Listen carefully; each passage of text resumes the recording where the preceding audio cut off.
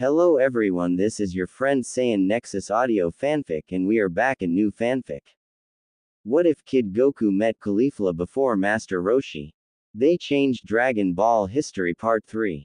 Caulifla stood in an empty void, clad in the same orange GI mutant Roshi gave her for fighting in the Tenkaichi Budokai.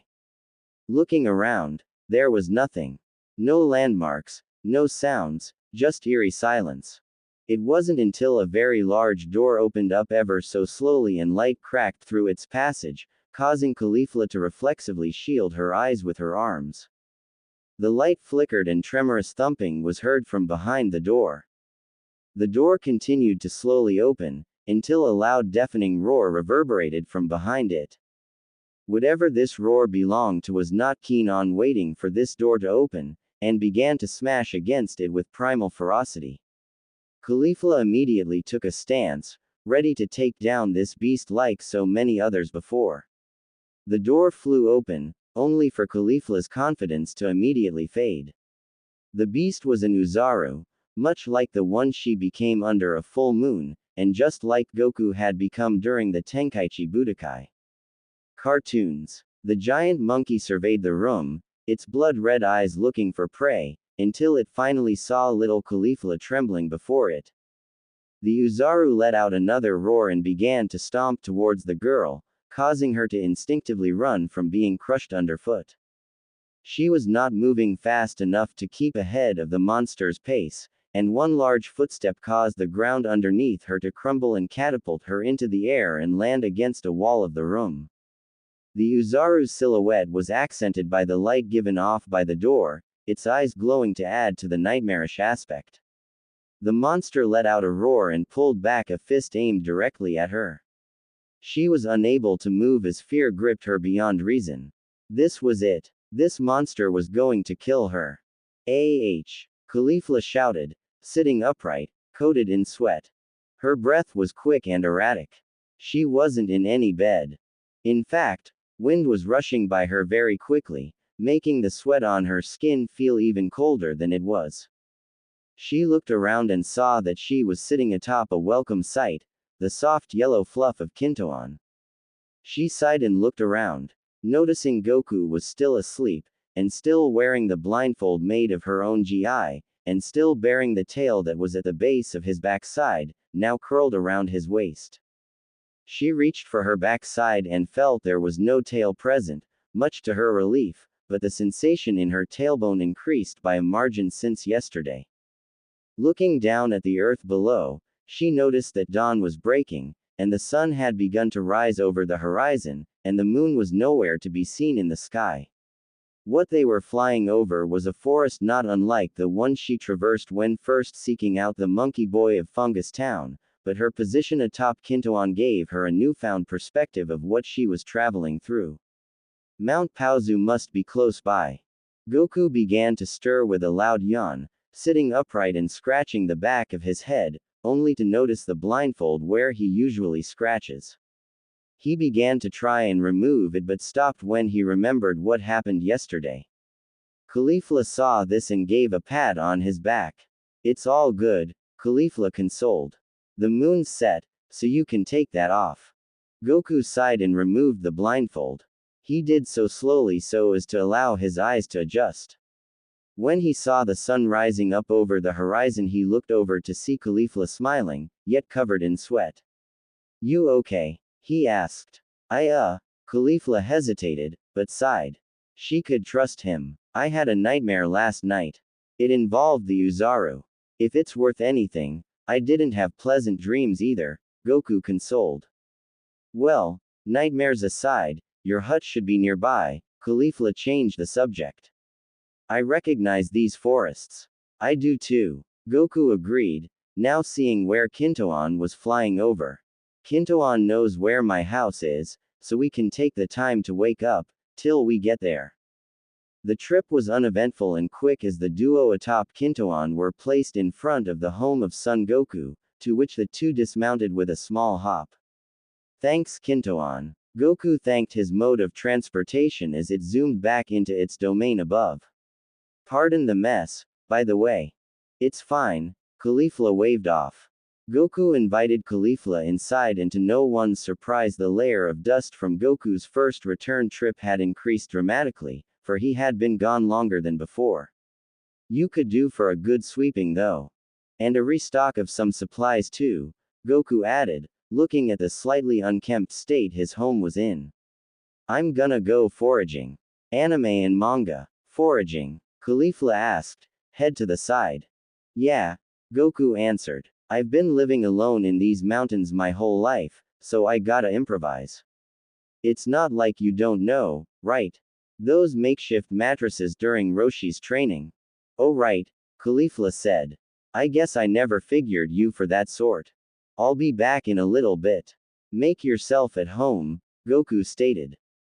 Sure, Caulifla acknowledged with hesitation as Goku made his way into the forest, now out of earshot.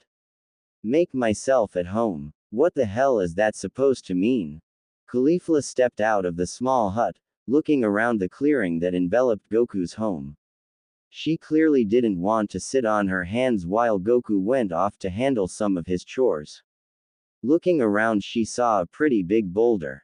Could practice the Kamehameha for a bit, Caulifla thought. Exercise my ki reserves.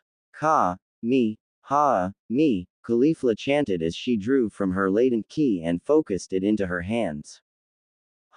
She thrust her palms towards the boulder, easily boring a hole into it, but much to her surprise, the blast pierced the boulder with far more ease than she anticipated, and the blast was heading towards the forest.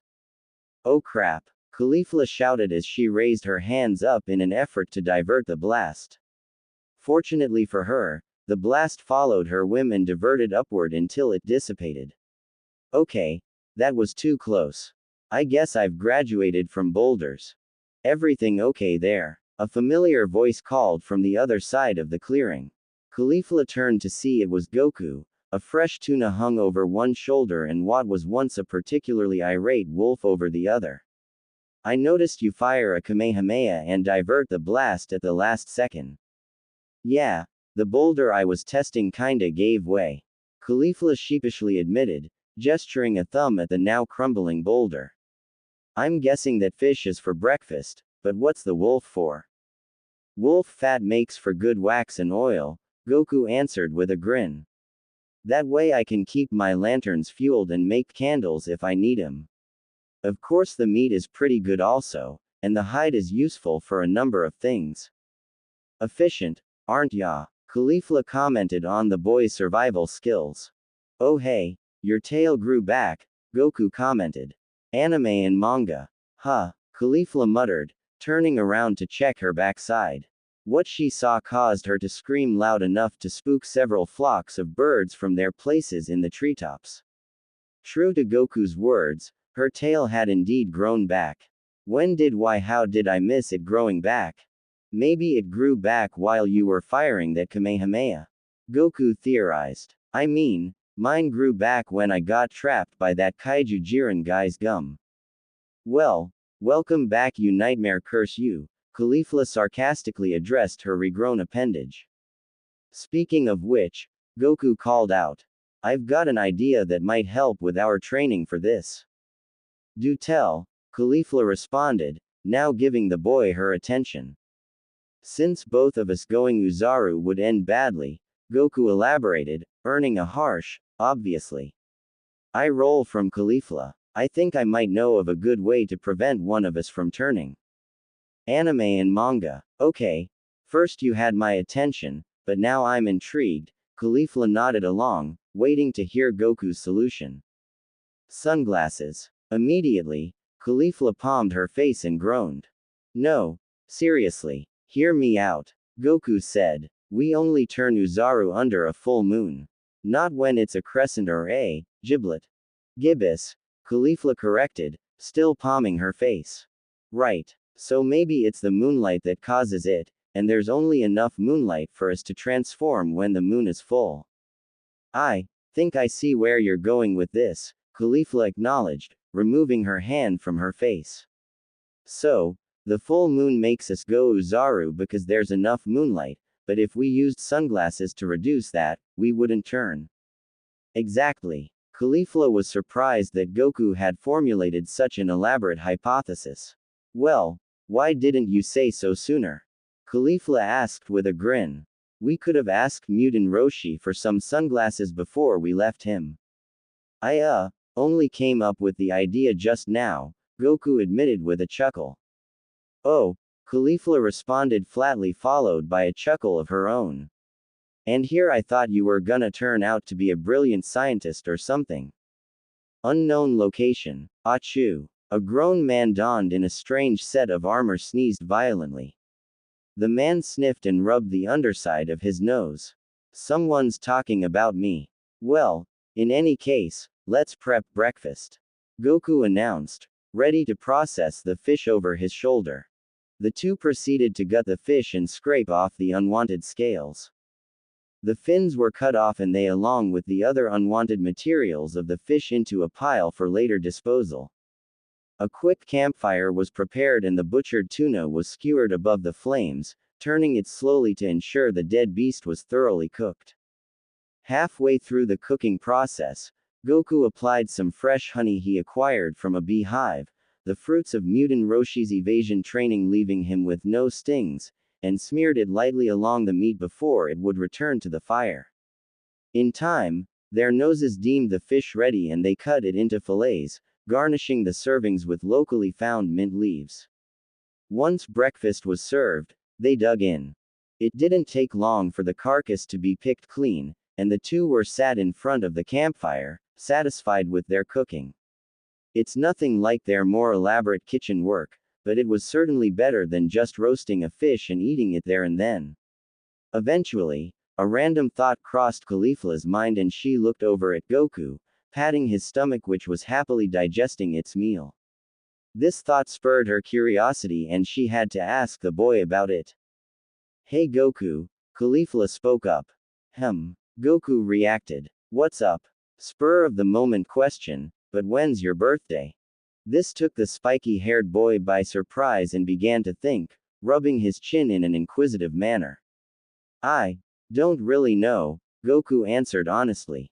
I know Grandpa Gohan found me one day and I don't think he knows either. So then how do you know how old you are? Caulifla questioned, arching an eyebrow. Maybe Grandpa Gohan guessed how old I was when I was found. Goku shrugged. I'm the same way, I guess, Caulifla said, her tone shifting from its usual demeanor. Are you alright? Fine. Just thinking back is all. We can change the subject if you want, Goku suggested, taking note of Caulifla's tone shift. Before Caulifla could respond, an unfamiliar noise was caught by the duo's ears. It was still very far away, but was definitely coming this way. As it drew closer, the noise was recognized as a jeep, similar to what Bulma had used for her traversal of Mount Paozu before Goku destroyed the vehicle, thinking it was a monster. Someone's coming this way, Caulifla spoke up. Who would be coming all the way out here though? Goku inquired, standing up and assuming a fighting stance. His tail began to wrap around his waist for safety and Caulifla was quick to do the same. The two looked sternly in the direction of the noise, wondering who might be coming. Goku suspected it might have been that bear bandit that wanted to make Mutant Roshi's turtle friend his lunch, but it was too early to tell. Eventually, glints of metal were seen deep in the forest and the jeep rolled out into the clearing before stopping. The engine died down, indicating the driver was getting out, and the driver's side door opened. What happened next was a surprise, as out from the driver's side door hopped a small girl clad in blue and pink armor, the term, armor, being used very loosely as it was more akin to a bikini than anything else, a helmet with a massive blade on top, and a cape. The mystery guest was none other than Gyumao's daughter, Chi-Chi, and she looked absolutely livid. Anime and manga. Oh no! Goku groaned in despair as he relaxed his fighting stance, causing Caulifla to do the same. He was not looking forward to this meeting, all while Caulifla was confused. Son Goku! Chi-Chi screamed in fury. Do you have any idea how I feel right now? To be led on like this, you big jerk. You're ducking out on marrying me. So this is Chi-Chi. Caulifla muttered, seeing the irate girl for the first time, and here I thought I was a hothead. Modesty doesn't seem to be her thing, given her get-up. Chi-Chi marched straight to Goku, causing the boy to sweat nervously. I tried to clear things up, but you weren't home. Goku defended, raising his hands up. Gyumao must have told Chi-Chi, and it is obvious now that she didn't take it well. I really didn't know what marriage meant until I figured out when training with mutant Roshi. Can you seriously be that stupid? Chi-Chi shrieked, causing both Goku and Caulifla to wince. How can you not know what marriage is? I've been living here alone for most of my life. Goku retorted, trying to find words to quell Chi-Chi's newfound fury.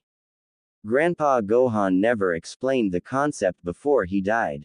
And you agreed to something you knew nothing about. I'm really sorry, Chi-Chi. Goku bowed, hands together. I didn't mean for this to happen.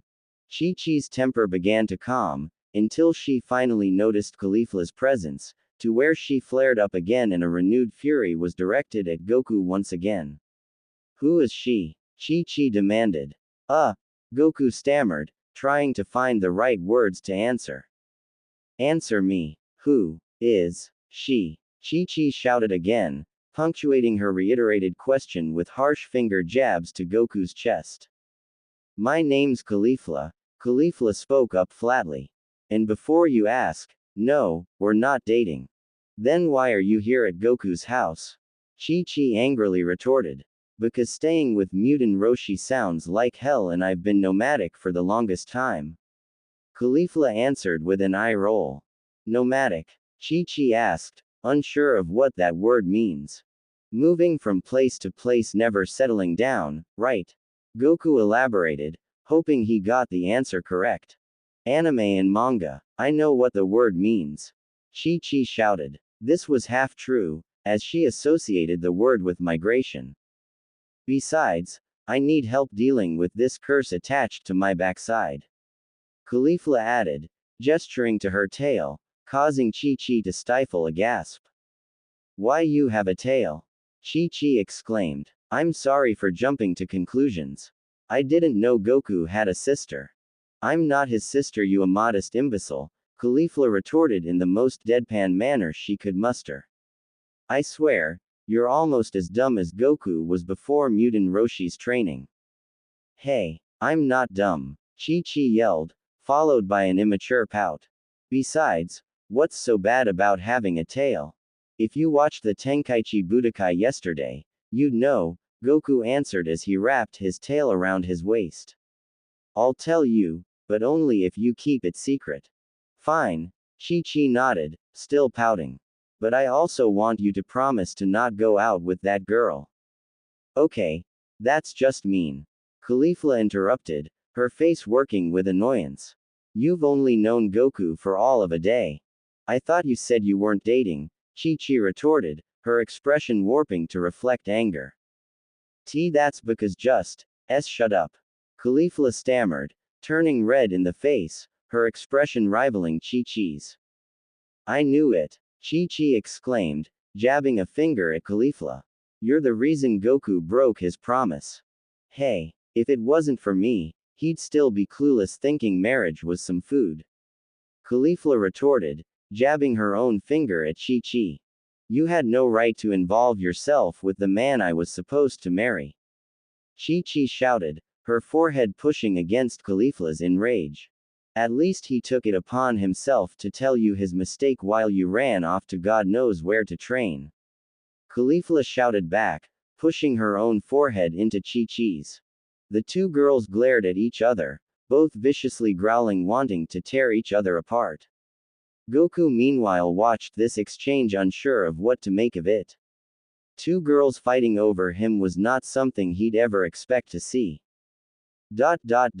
Fighting. Of course. Perhaps you could settle this with a sparring match. Goku suggested, a goofy grin plastered on his face. The two girls looked at Goku with surprise, with Caulifla speaking up first. I'm actually up for that, she agreed, recomposing herself. If I can prove I'm better for you than she is, fine, Chi-Chi agreed, simmering down a notch. We can use the same rules from the Budokai, Goku elaborated as he began to dig his heel into the ground, drawing out a large earthen square around the two. Fall out of the ring, cry uncle, or go unconscious for more than 10 seconds and you lose. No weapons and no killing. Goku looked around for something to substitute as a gong, and looked over at what was left of the boulder Caulifla destroyed. He walked over and readied a ki-infused punch in order to make a loud enough impact. I can't believe I'm fighting over Goku, Caulifla thought, squaring up. At least Chi-Chi will shut up if I win. I'm not gonna lose to some thistle-headed tomboy. Chi-Chi mentally shouted. I saw him first. Goku is mine. Begin. Goku shouted as he punched the megalithic gong, causing it to crumble audibly. The two fighters launched at each other, fists reared back ready to strike, but Caulifla had a wry smirk on her face, for she had a plan. Right as she threw her punch, she unfurled her hand into a palm strike and let out a mighty shout. Ha! Immediately, a massive gust of wind barreled towards Chi-Chi with the force of a cannonball, a ki, and impacted against Chi-Chi's torso, sending her flying back. She tried to stop her momentum by digging her heels and fingers into the ground, and slid to a halt just shy of the boundary Goku had dug up. Anime and manga. What was that? Chi-Chi shouted, visibly frustrated. You didn't even hit me. It's called a ki, Ms. Mohawk, Caulifla answered, the name in reference to the blade atop Chi-Chi's helmet. What was your training regimen anyway? I had my dad build it around Mutant Roshi's style, Chi-Chi answered, taking a stance once more. But I don't remember any kiwi eyes or whatever you called it. Kiwi eyes, Caulifla repeated, snickering to herself, earning an annoyed look from Chi-Chi. Well, since you're so easy to knock around with a ki, I'd guess you're about as strong as Kuririn, and I beat him easily. Oh, that is it. Chi-Chi shouted, having enough of Caulifla's attitude. I'm done playing around. Chi-Chi reached for the blade atop her helmet and pulled it off, ready to throw it directly at Caulifla. Right as she threw the blade, it was immediately stopped by a large red pole that was Nioibo. Caulifla was surprised that that mohawk atop her helmet was more than just for show, as well as that she would resort to such a weapon so soon if at all, and Chi-Chi was surprised as well as angry that her attack was stopped like that.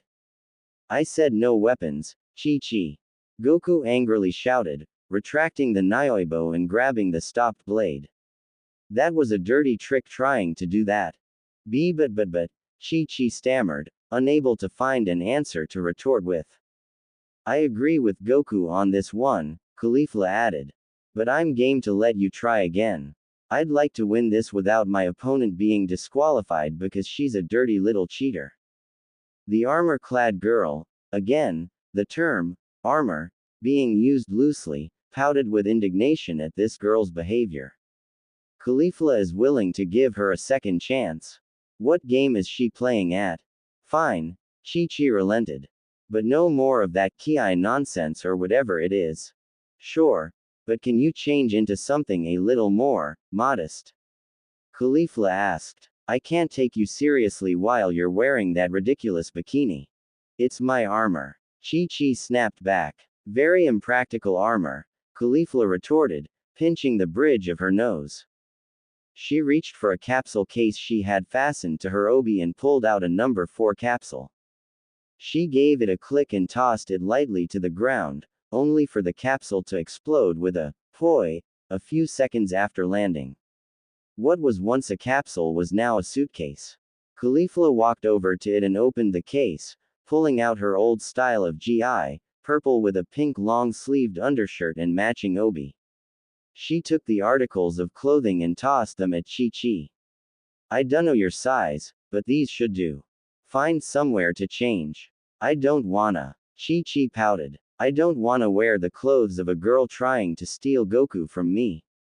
I'm not trying to steal anyone. Caulifla shouted. Then why are you giving me a second chance to fight? Chi-Chi snapped. What kind of game are you playing at? I'm not playing any game, you idiot. Caulifla snapped back. I just want a fair fight. Goku would understand. What would you know what he understood? She's right, Goku interrupted Chi-Chi. I like a fair fight if I can help it. Chi-Chi looked at Goku with surprise, and then Caulifla, and then back to Goku. She then collapsed to her knees and began to cry in a comical tantrum. The man of my life is leaving me for a thistle head. Chi-Chi cried, her eyes shooting tears out like a faucet. First off, rude, Caulifla stated in an annoyed tone. Secondly, we didn't even settle the fight properly yet. Thirdly, and this is just my curiosity talking, why did you immediately want to get married with him in the first place? I don't wanna say, Chi-Chi started to answer but hesitated, her face turning red. It can't be as ridiculous as Goku thinking marriage is food, can it? Caulifla added, waiting for an answer. You don't know that, Chi-Chi shouted. After he found me and brought me using Kintoan, he patted. Anime and manga. Chi-Chi couldn't finish her sentence as she smiled and her face turned red as a tomato, and suddenly Caulifla's face turned a similar shade of red, but her face was warped with disgust and she palmed her face with an audible smack. Oh, you have got to be kidding me. Yeah, it's embarrassing when I think back to it, Goku added, nervously chuckling with a blush and scratching the back of his head. I'm at a loss for words right now, Caulifla slowly stated, her face still obscured by her hand. So let me get this straight. All this started because Son Goku, the absolute simpleton that he was at the time, who had been living isolated in the forests of Mount Paozu for his entire childhood, patted your crotch to simply check if you were a boy or girl. Well, it sounds dumb the way you say it. Chi-Chi retorted, her blush subsiding but not completely. It's exactly the way I said it. Caulifla shouted with exasperation, earning a small nod from Goku. Sorry for doing that by the way, Goku nervously apologized to Chi-Chi. The mountain princess was left without words for a good half-minute until she spoke up again. I guess I should apologize as well, Chi-Chi said looking down, earning a small flinch of surprise from Goku. I'm sorry for assuming so much. It's alright, Goku waved off with a grin. Can I get you anything while you're here? No, that's fine, Chi-Chi waved off, her tone sullen, yet disturbingly stern. I'm gonna head back home. Bye. Chi-Chi waved as she got back to her jeep, keeping her face hidden from view of the two monkey children. Goku was relieved that this ordeal was resolved, but Caulifla was uneasy, for she heard something Chi-Chi had muttered under her breath, something Goku had not heard. This isn't over, you thistle head. The jeep rolled off into the forest, leaving the two alone once more. Goku was as carefree as he had always been, while Caulifla was still tense. The former noticed this and walked over. You okay? Goku asked. Yeah, Caulifla answered flatly. Just thinking is all. Gizzard Wastelands, dusk, 1 month later. Goku and Caulifla stood in the middle of a vast expanse of rocky desert, several rocks and cliffs making the terrain highly uneven and crowded. No wildlife could be seen for miles, and the only flora that can be accounted for were a few tough desert shrubs sprinkled across the arid and cooling mesas, clinging to wherever moisture could be found, the perfect place to tame the Uzaru safely. Goku was still wearing his orange gi, but with an added backpack and white piece of cloth hanging from his obi. Caulifla was wearing a simple white shirt and pants. Goku suggested they wear expendable clothing given the nature of the transformation, and Goku would hold onto her gi in his backpack until the transformation had been undone. Since Goku had transformed last, Caulifla was to go next. Are you sure about this, Goku? Caulifla asked, now sporting a pair of sunglasses on her face. I've already looked at the moon, and the sunglasses worked, Goku answered, also wearing a pair of sunglasses. Besides, there's a lot of cliffs I can use for cover to get to your tail if you can't regain yourself. Okay, Caulifla sighed. Just, please be careful, alright? Goku gave a thumbs up and leapt away from the small mesa they were standing on. Caulifla took another deep sigh and looked down, closing her eyes. She removed her sunglasses and looked up at the sky. She opened her eyes slowly, and saw the full moon. Immediately, her eyes shot open and her mind went blank. Her normally black irises and pupils turned an eerie shade of red and her breath shifted to quick, rhythmic inhales matching a similarly rhythmic movement her body was convulsing in. Her heartbeat grew louder and the tempo of her spasms increased along with it. In time, her muscle mass began to expand and hair grew all over her body, destroying the cheap clothing covering her body. Her features continued to mutate into more primal simian qualities until she stood tall enough to crumble the small mesa she stood upon. Before the dust could clear, Caulifla let out a massive roar that could be heard for miles, and deafen any creature with sensitive enough hearing. Anime and manga. Caulifla. Goku called out from his hiding spot, seeing if his voice could get through to the now rampaging Uzaru. There seemed to be no effect. Instead, the monster that is Caulifla proceeded to march towards the sound of the call, prompting Goku to move from his hiding spot to another. Okay. So far, nothing, Goku thought. Let's give it one, maybe two more tries and then I'll get her tail. Caulifla. Goku shouted again, this time with more volume and a short distance from where Caulifla had pulverized Goku's last hiding spot. Caulifla's primal tantrum wavered, but only by a small margin. The giant monkey proceeded to stomp her way towards Goku's new hiding spot, starting the cycle over again. She's slowing down a bit, Goku noted mentally. One more try and then it's tail time. Caulifla. Goku shouted a third time, and it seemed that this time it registered in Caulifla's mind. A shocked expression dawned on the monster girl's face and her rampage slowed even further. Her tail was swinging slowly, slow enough for Goku to grab onto it with ease. The boy did not hesitate to leap at this opportunity, swiftly ducking behind cliffs to avoid Caulifla's red gaze. By the time he reached her tail, he jumped up and latched onto the appendage, squeezing it tightly in a vice. Immediately Caulifla's rampage was brought to a halt and her roars were replaced with gargles mixed in with broken and slurred words.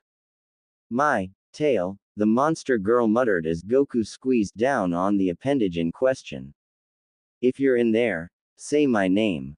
Goku shouted, keeping the pressure on his grip.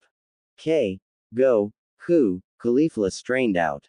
Goku then squeezed down onto her tail with all the force he could muster, causing her to recede back to normal. Close your eyes and look down. Goku called out as Caulifla continued to shrink back. The monster struggled but complied until she fell forward and was out cold. Goku quickly opened up his backpack and tarped Caulifla's bare frame with a blanket. Once covered, he walked over and pulled the white cloth from his obi and tied it around the girl's eyes. He then pulled out her stored GI along with an extra pair of sunglasses and laid it out next to her, neatly folded. Goku turned away and sat down with a sigh, waiting for Caulifla to wake up. Minutes turned to hours until Caulifla stirred once again.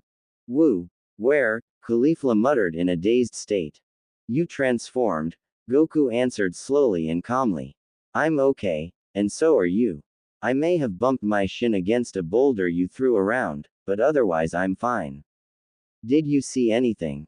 I did, Caulifla hesitated to answer.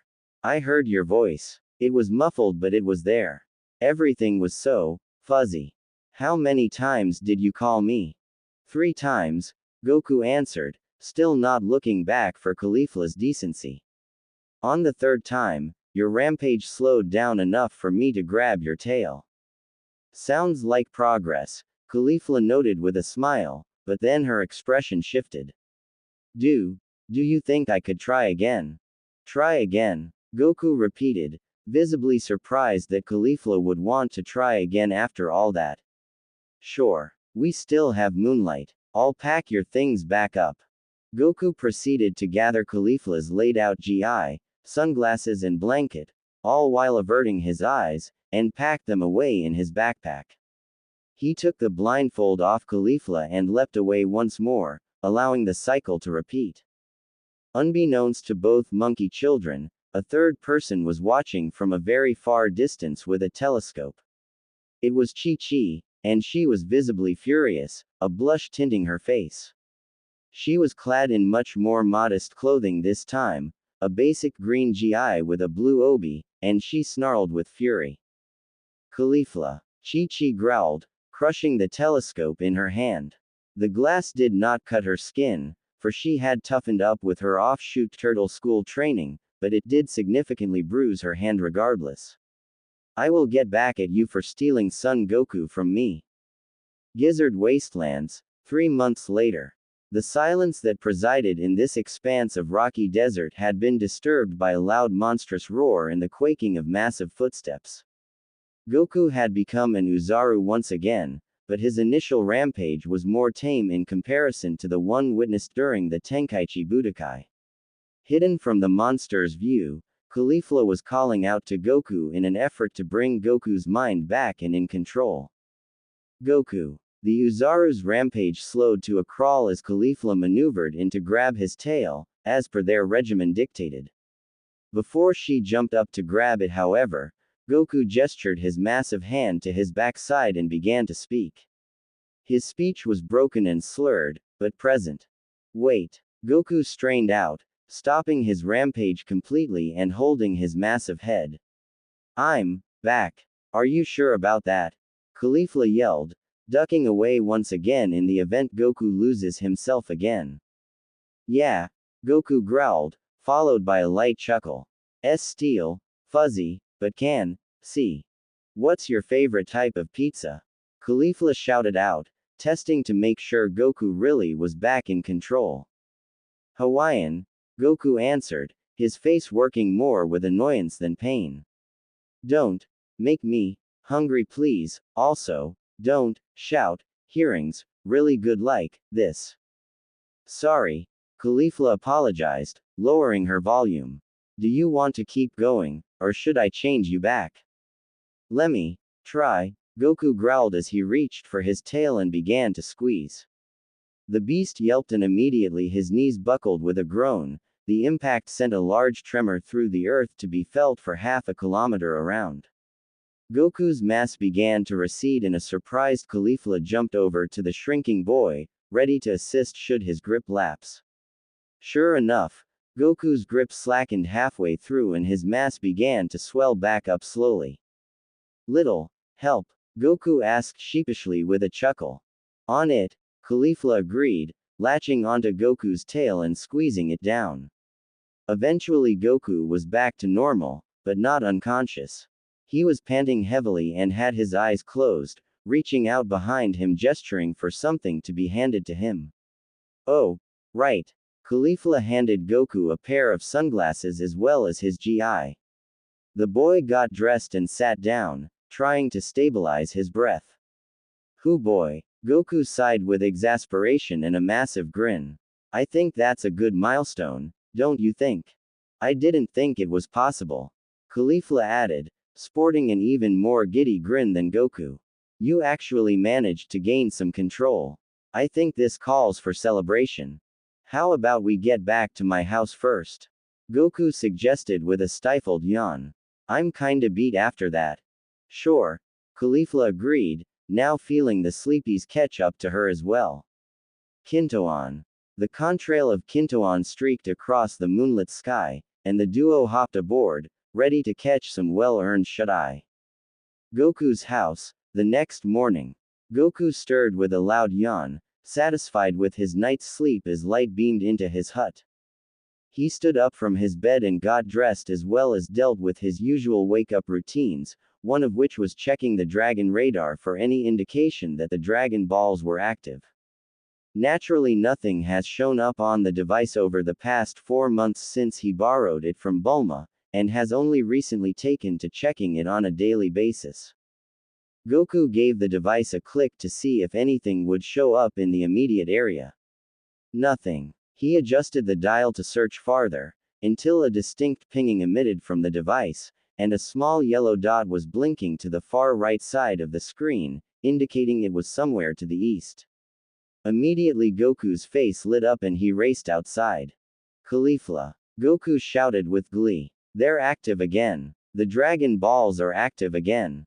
Caulifla drowsily emerged from her dwelling, which was a small mobile capsule home she had purchased with a portion of her Zenny winnings, and her face lit up when Goku's words registered past her eardrums. Really? Caulifla asked with wondrous disbelief. Yeah, take a look. Goku giddily replied, holding the device's screen forward for Caulifla to see. Sure enough, there was a distinct pinging dot on the screen to the far right. So, how far is it? Caulifla asked. I don't see. Oh wait, there's the scale. So, roughly 100 kilometers that way. Looks like it, Goku agreed, looking at Caulifla point eastward. Let's have breakfast and head off. Sounds good to me, Caulifla nodded. I wonder what these Dragon Balls look like up close. You're gonna find out soon enough. Goku replied with a grin. The two prepped breakfast from a fresh tiger carcass and ate their fill. Once they packed their capsules for the journey ahead, Goku summoned Kintoan and the two were off. Little could they know that they were in for more than a simple scavenger hunt. Wilderness, unknown campsite. A tall rugged man and shorter anthropomorphic dog man stepped out of a capsule house and let out a yawn. They both looked visibly exhausted and coated in a small amount of dirt. I can't believe we got conscripted into this bull, the taller man groaned. You're telling me, the dog man agreed, rubbing the sleep from his eyes. That was the first time I've slept in days. You'll be sleeping for much longer if you don't get to it, a stern voice called to the duo, causing them to seize up with fear. A tall muscular man in denim jeans and a large open trench coat walked out of his own capsule house, head topped off with scraggly red hair. Oh, mornin' Colonel Silver. The taller man saluted, now sweating bullets. Piss off with the pleasantries and get to work. The man known as Colonel Silver shouted. It's already 8 a.m., start searching. Commander Red's patience is thin enough as it is and General White's company has already secured their find. Delay any longer and all of our heads are gonna be on pikes. Is that understood?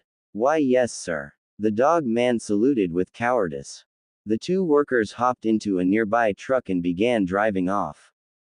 The two grumbled about their boss and the organization they had been forced into. This sucks. The rugged man and dog man hopped out of their truck and began searching once again. The hell are we looking for anyway? The taller man shouted. Some jewel or whatever. That's how the colonel described it, the dog man answered. But how are we supposed to find this jewel? Their radar system sucks. Their bickering was cut off when an odd whirring noise caught their attention. They looked up and saw a little yellow cloud descend to their location, carrying two children with tails. Yo! Goku called out as he zoomed by the two. Okay, it should be around here. Who the hell are you pipsqueaks? The taller man shouted, readying his sidearm. Just looking around, Caulifla answered nonchalantly. No need to get violent. I disagree, little lady, the shorter wolf man retorted. You twerps are interrupting official business. So get lost or get popped. Found it. Goku shouted as he held up the 6-star Dragon Ball. Oh wait. 1, 2, this is Liu Shinshu. Oh well. That kid found a Dragon Ball. The scraggly duo cried out in unison. You know about the Dragon Balls? Goku asked, surprised and curious. Hell yeah we do. The taller man stated pointing his gun at Goku. Now hand it over, and you won't have to be buzzard food. Nope. Goku rejected, sticking out his tongue. This angered the man and he tried to grab the ball, only for the ball to be knocked out of Goku's hands and the monkey boy kicked the man into the air, landing him in a thorny shrub several meters away. You gonna try something too? Goku asked the dog man. You little shit. The dog man cursed as he pulled out his own pistol and began firing, only for Goku to dodge every bullet with ease. Boo! Caulifla tapped the dog man's shoulder, causing him to yelp and jump up. Caulifla jumped up after him and performed a double axe handle to the dog man's gut, sending him down to earth and knocking him unconscious. I've heard of all bark and no bite, but this is ridiculous. Goku snickered at Caulifla's joke and went to pick up the 6-star Dragon Ball that was knocked out of his hands. Definitely 6 stars, Goku confirmed. Might as well hold onto it just in case. You wanna see it, Caulifla? Caulifla walked over to inspect the orb, and was immediately hypnotized with its beauty. A shiny glass-like sphere of clear amber with 6 red-pointed stars floating inside. No matter how you turned it, the stars stayed in the same spot and orientation. It almost seemed to glow on its own as if by magic. It's so pretty, Caulifla muttered as her eyes sparkled in marvel at the mystical sphere. And there are 7 in all, Goku added. If you think these are amazing, you should see Shenlong when all of them are gathered. I kinda want to gather them all just for that now, Caulifla stated, tearing her eyes away from the jewel. Question is, what would we wish for? Maybe we'll come up with one as we go. Goku suggested. We don't have to summon Shenlong immediately after we find them. I thought you just wanted to find Sushinshu. Caulifla questioned. I did, Goku answered. But I figured maybe I could catch it right before they scatter again. Oh, Caulifla nodded. Well, we won't find them by standing around now, will we? Nope. Goku agreed as he hopped aboard Kintoon and Caulifla quickly followed. As the cloud flew off, the taller man struggled to pull out a radio. See Colonel Silver. Ack. The taller man strained as he pulled himself out of the thorny bush. We got a problem. What? The colonel shouted at his radio. He was presently sitting inside his capsule home. They what? Immediately the red-headed man picked up a guided rocket launcher and ran outside to look for the interlopers. There. Silver shouted as he took aim, locking onto the flying cloud and firing. Hey Goku, do you hear some? Caulifla spoke up until a loud explosion collided with them and knocked the two off their perch. The cloud was nowhere to be seen, but the 2 children that were riding it fell unscathed. The 2 landed neatly, looking none the worse for wear, but were both irritated. Hey, what's the big idea? You blew up Kintoon, you jerk. Goku shouted, visibly angry. Lucky dodge, you little twerps, Silver commented as he tossed the rocket launcher aside. Hand over that Dragon Ball and Colonel Silver, yours truly, won't send you along with your little cloud. Goku, I think this guy means business, Caulifla noted, squaring up and then turning to Silver. Why are you looking for the Dragon Balls in the first place? That's up to the jurisdiction of the Red Ribbon Army, Squirt, Silver answered, dropping his trench coat and taking a boxer's stance. I also see you have a radar that's more accurate than our own. Hand it and the Dragon Ball over if you want to live. I won't ask again. After what you did to Kintoon? I don't think so, Goku retorted while squaring up as well. Fine, Silver said flatly, and with a blur appeared right behind the 2 holding the bag that held the Dragon Radar and Dragon Ball. Too easy. Now to finish you. Before Silver could finish his sentence, the bag vanished from his hands. He looked around to see where it went and it was back in Goku's possession. Hands off. The boy shouted. I'm not letting you take these after what you did. I'll take it by force then. Silver shouted, taking his boxer's stance once again. And either of us will knock you down with that weak stance of yours, Glass Joe, Caulifla jeered with a grin. Hey, I'm a boxing champion, Silver argued, his face twinging red. I'm not a Glass Joe. My stance is a dam to a river. Wanna prove him wrong, Goku? Caulifla asked her friend, taking the bag from his arms. Sure, Goku agreed, taking his own, more fortified stance. Immediately the boy launched himself, driving his left foot into the colonel's gut, causing him to gasp and buckle over. See, you were wide open. Too easy to kick you in the stomach, and don't get me started on how unguarded you were below the belt. You little ack. Silver strained with a cough. Goku, what should we do? Caulifla asked. Glass Joe over here blew up Kintoon and the next ball is several hundred kilometers away due north. Maybe this guy has a capsule case we can use. Goku suggested with a grin. It's only fair since he blew up Kintoon with a rocket launcher. Hey, those capsules are red ribbon proper, Colonel Silver shouted from his spot, only for Caulifla to backhand the man across the face and into a nearby shrub. I've heard about this red ribbon organization, Caulifla muttered. Supposedly they're an upstart regime trying to take over the world. Bunch of greedy jackasses if you ask me. Found it. Goku called, emerging from the capsule home with the respective case in hand. Question is, which capsule is which? Try 'em and find out. Caulifla suggested with a shrug. Goku shrugged and pulled out a number 5 capsule, clicked it and tossed it. What emerged from the poi was not what either child was expecting. Emerging from the capsule was a short, stocky robot with 2 antennae, long, spindly fingers, and feet that were little more than plates connected to motorized ankles. Greetings, the robot spoke in a synthetic tone. Red Ribbon Service Robot Model Number 5 at your service. State your command. Cool. A robot. Caulifla gaped at the little metal man in amazement. Do you know of any way to head in that direction really fast? Goku asked the automaton. Of course, the robot flatly answered. In that capsule case you are carrying should be a capsule labeled number 3. That will provide you with transportation. Cool. Goku nodded as he clicked the number 3 capsule per the robot's suggestion. Out of the poi came a large jet glider. Cool plane, but I don't know how to fly a plane. Caulifla. Nope. Caulifla shrugged. I am certified to fly this aircraft to your requested destination, the robot spoke up. Please keep your hands and feet inside the vehicle and relay your requested destination. Thank you. Goku cheered as he and Caulifla boarded the plane. Goku pulled out the dragon radar to check where the next Dragon Ball was located. Let's see, 1,000 kilometers north. We can go on foot after that. As you wish, the robot complied, boarding the pilot's seat of the plane and bringing its engines to life.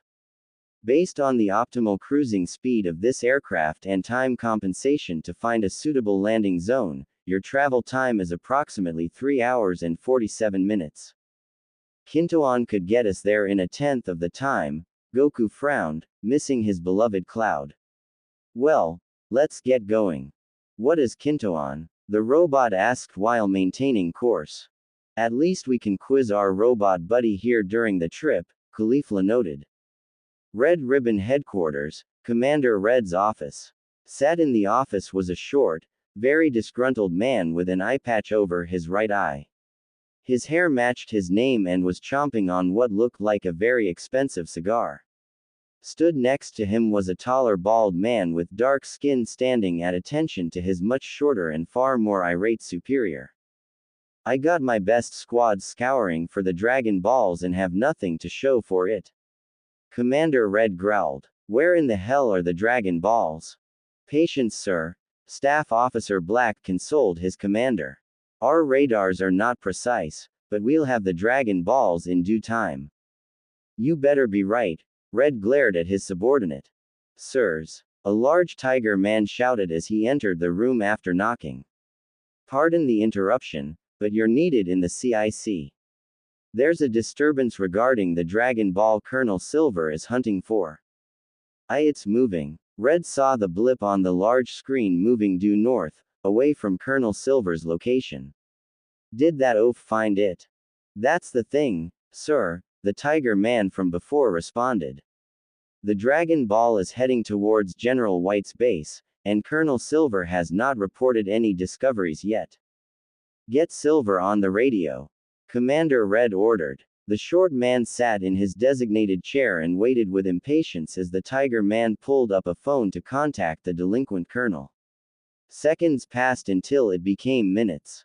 Any response? Staff Officer Black asked. None yet, sir, the tiger man answered. Wait. We have contact. Give me that. Red snapped as he grabbed the corded phone from his anthropomorphic subordinate.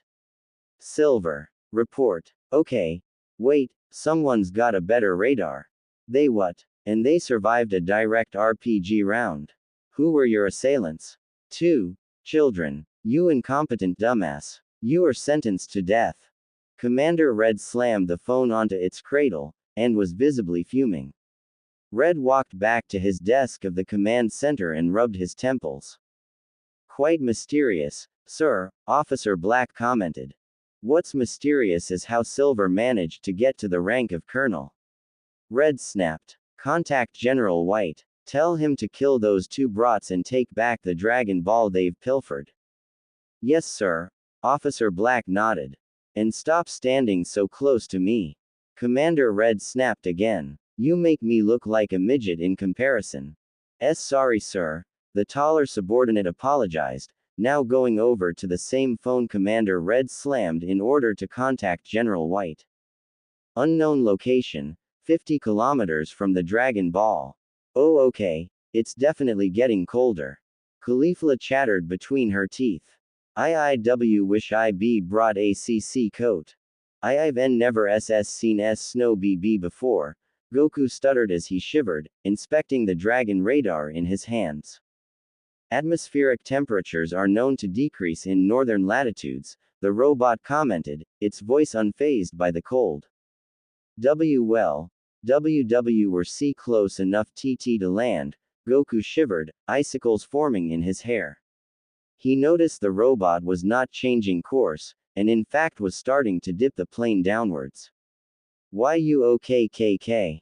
My joints are frozen due to a buildup of surface ice, the automaton emotionlessly clarified. I am unable to correct our course. Oh, see crap. Caulifla shouted in between shivers. Be brace for impact. Goku and Caulifla screamed as they hugged each other, half out of fear and half out of an effort to stay warm, as the plane made a swift descent into the snow-covered ground below. The plane crashed with an audible boom, kicking up several tons of settled snow into the air. The robot was broken and in pieces while Goku and Caulifla landed side by side, splayed out in the snow. IG guess W were GG gonna BBP popsicles, EH. Caulifla chuckled in between shivers before she faded from consciousness. Goku could barely find the energy to speak. His vision began to blur, but he saw what looked like a little girl with red hair and a heavy coat approach him, and was accompanied by a much taller woman with blue hair and a similar coat. This was the last thing on his mind before Goku was out cold. Literally. Mom. He's waking up. Goku looked around and saw he was in a cozy home with a crackling fireplace.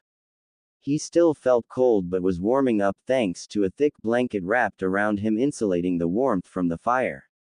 In the distance he saw an older woman in the kitchen bring over 2 mugs which had visible steam coming off them, and walking over to him was the red-headed girl he saw before he blacked out. Woo! Where am I?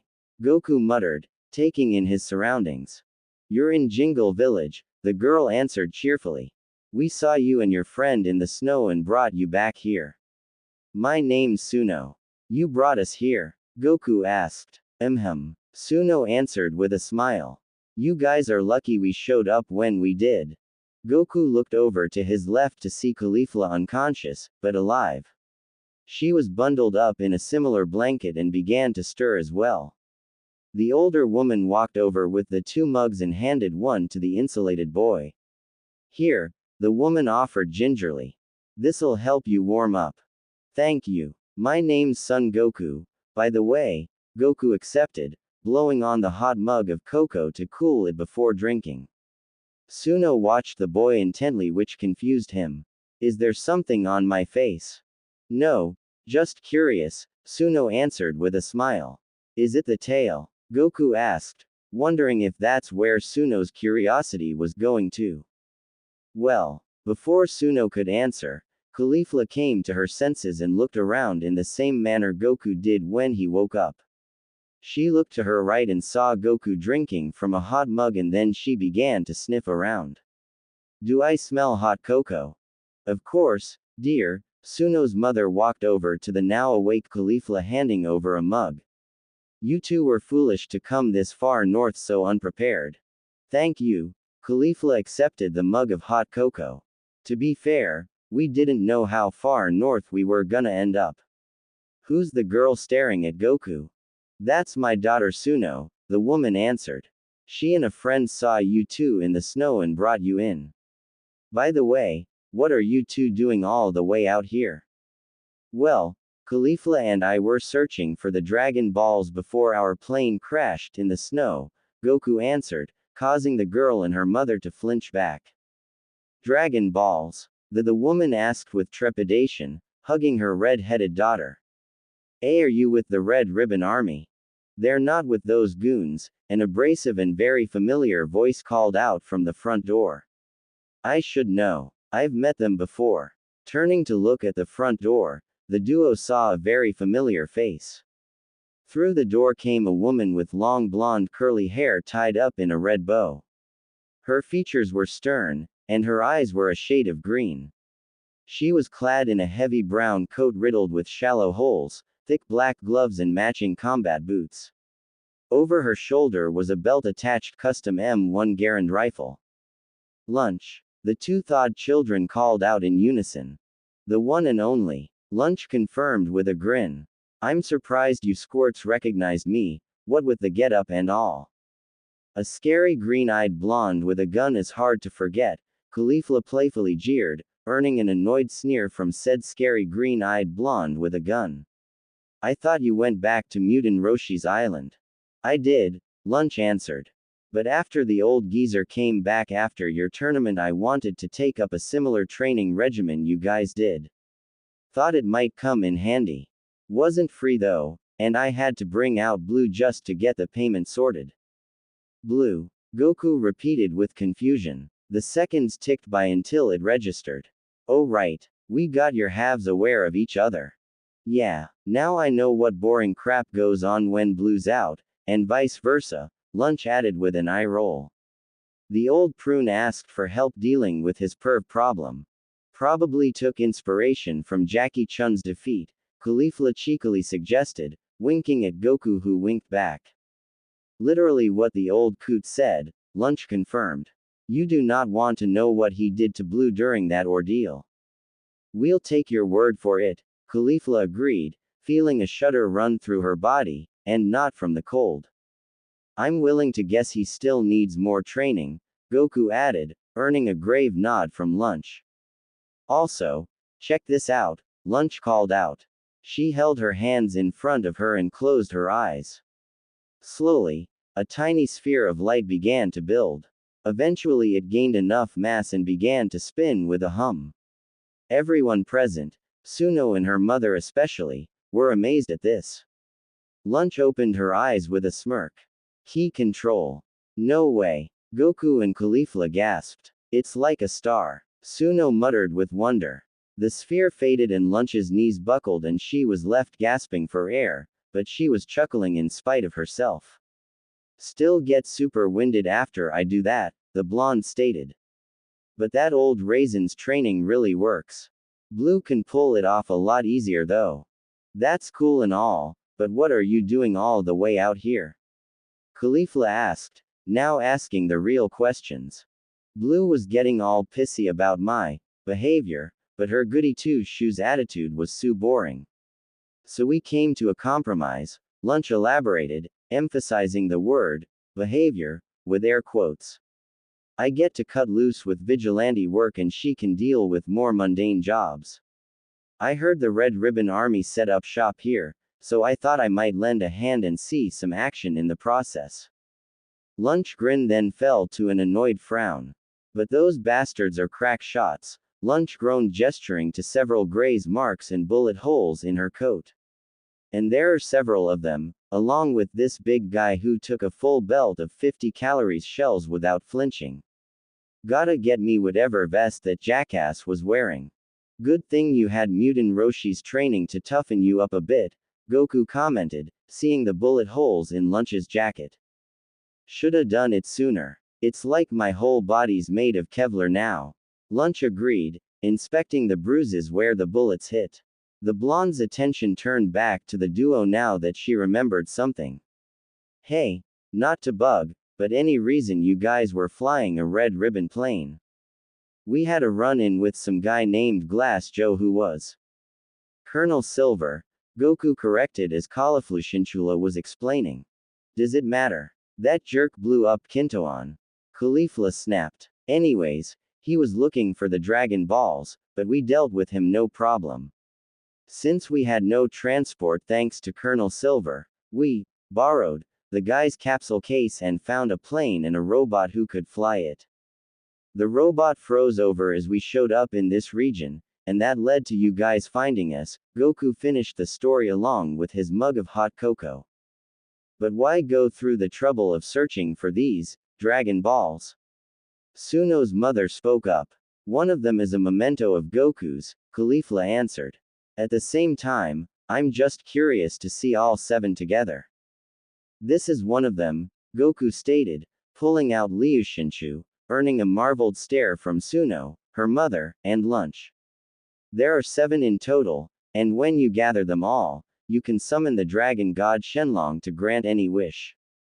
Of course, Suno's mother shouted, worry laced in her voice. The Red Ribbon Army must be planning to use them to take over the world.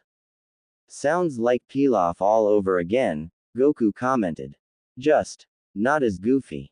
If you want my opinion, they're gathering them balls probably so their leader Commander Red can be taller, Lunch commented as she inspected her ammo magazines, earning a collective bemused stare at her. What? The guy's a walking talking Napoleon complex. They also took my papa and the village mayor, Suno sullenly added. They said they needed more hands to search for the Dragon Balls, and threatened to kill anyone who said no. We can help take these guys down, Caulifla offered with a smile. I was thinking the same thing, Goku agreed with a goofy grin. If these guys are that mean, we might as well take 'em down a few pegs. Are you serious? Suno cried out with surprise. They're grown-ups with weapons. There's no way you could fight them, even with Miss Lunch's help. You'd be surprised, kid. Those 2 are tougher than you realize, Lunch added with a grin. Suno was still unsure about Lunch's words, but smiled in response to her encouragement.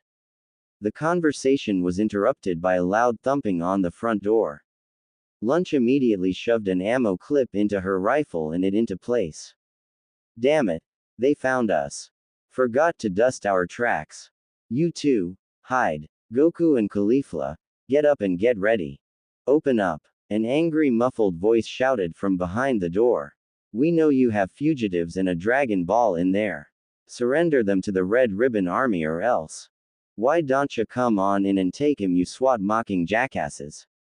Lunch defiantly shouted back. Is that Lunch? Oh, that's it. Another man shouted. The door was kicked open and 2 coated soldiers marched in, rifles pointed forward. Where are the fugitives, you crazed maverick? Lunch stood in the center of the room, her rifle stood at her side as she wore a wide grin.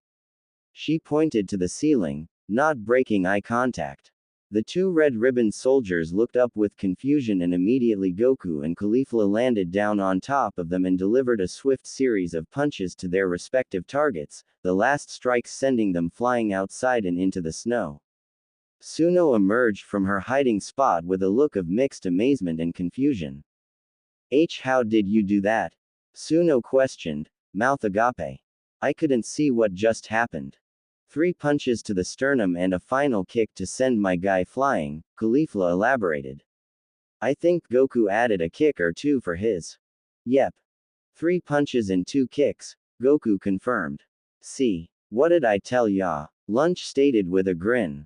I could have taken those goons myself, but I'm still winded after that key control demo, plus I might have made a mess of your house even if I wasn't. Whoa. Suno gasped with amazement that they could do such things and with such ease.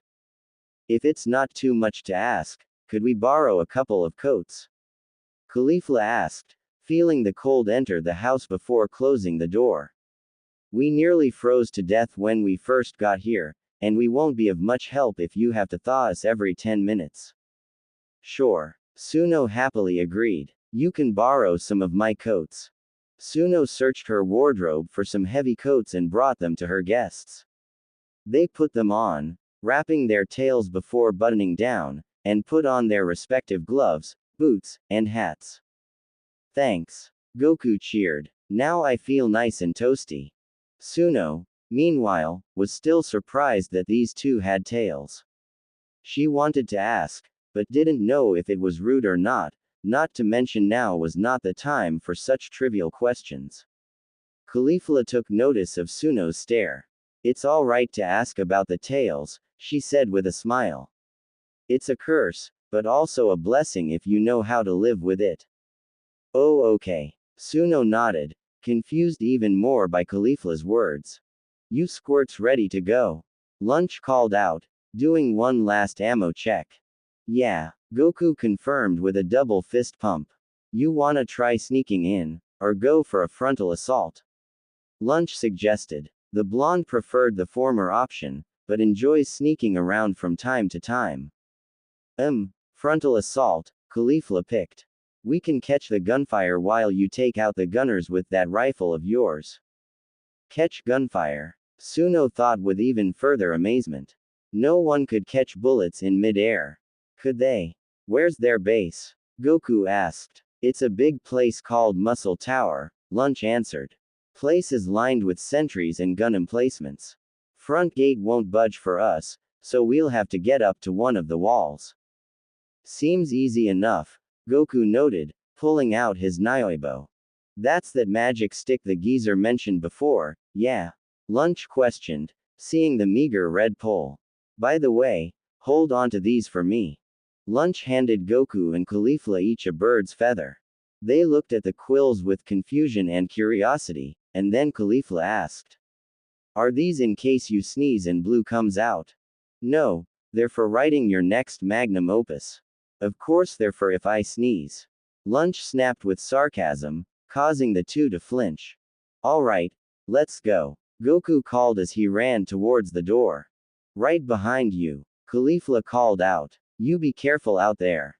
Suno and her mother called out as they charged for the Red Ribbon outpost, which was a giant red obelisk in the distance. They're a strange bunch. It'll be a shame when they get killed, Suno's mother gravely commented. I don't think so, Mom, Suno retorted, seeing the trio charge off into the distance. I think they might win. Outside Muscle Tower, Goku and Caulifla charged at the Crimson Fortress with reckless abandon, with Lunch running not far behind, aiming her rifle with a newly attached scope, looking to get a lock on any kneecaps in range.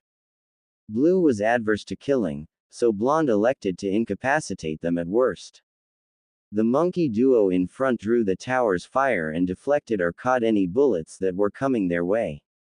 When the sentries on the ground and along the wall stopped to reload, Goku extended his Nyoibo and smacked several ground-level guards while Caulifla took to flicking some caught bullets back to their senders, not piercing them, but definitely bruising them and knocking them unconscious.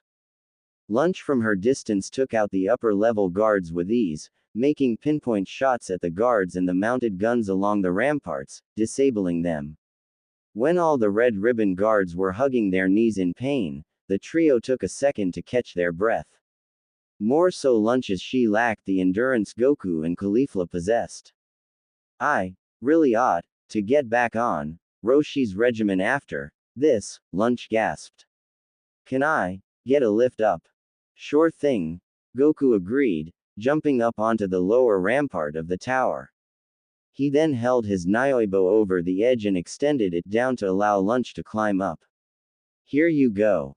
Thanks, kid, Lunch said as she climbed up. The climb was short since Goku retracted the pull to save Lunch the trouble. I gotta get me one of those.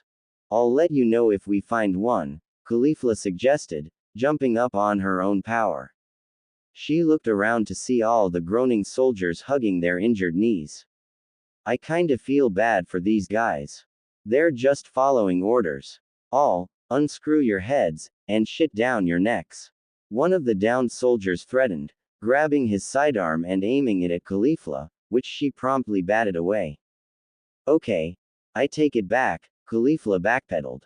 So, if silver was anything to go by, there should be a. Ha ha ha. Welcome to the legendary Muscle Tower. The loudspeaker near the door blared out. My name is General White. Make yourselves at home. Or try to, anyways. Welcoming committee. Caulifla finished her interrupted sentence with a deadpan tone. Where's the people from Jingle Village you kidnapped? Goku demanded towards the loudspeaker.